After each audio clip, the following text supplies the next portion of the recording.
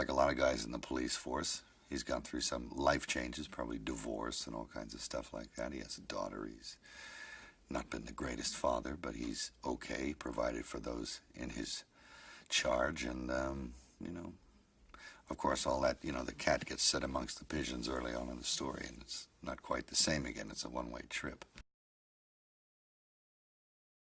You're not too far into it before there's a pretty graphic murder, and it's assumed that she's not the target, but that her father is because of his law enforcement background. Somebody wants to get even or something, but he quickly discovers that that's not the case at all, and that he didn't really know his daughter as well as he thought he did. And he gets to know a little bit more about her in death than he did beforehand. And he becomes totally involved with her. Too late, of course.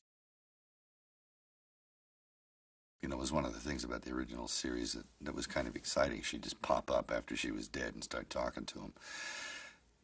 But she wouldn't say anything that couldn't have been conceived in his own mind. So it was an exercise in him not being quite with it.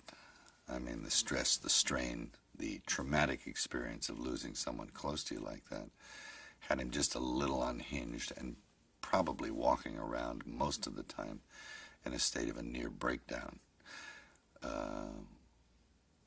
which is, I hope, comes across with what I'm doing. He's a, you know, he should be close, right close to the edge, but not really letting it crack too much, because he's got a job to do. Stillness. Stillness has always been a stranger to me. He's very still, and I've tried to really, really rein him in. I'm inclined to pull too many faces and make too many movements, but in expression. But I think there's a degree of control, and he's not an extrovert. He's a very introverted man, I think, and so I proceed that way. Jedburgh, I think, is a very mysterious character, but he's got a scene in which he clearly shows you what his occupation is, and that's a pretty good clue. And in a way, sometimes it doesn't pay to spell it out too much. You get a sense that he's very dangerous. You get a sense that he is very capable, very intelligent, and that it could go either way with a guy like this.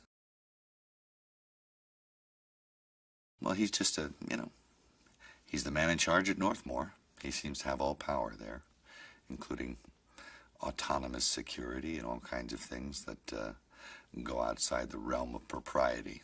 And it's suspected that he steps over the line here and there to keep his own interests safe. So, you know, you're talking about someone who's probably corrupt.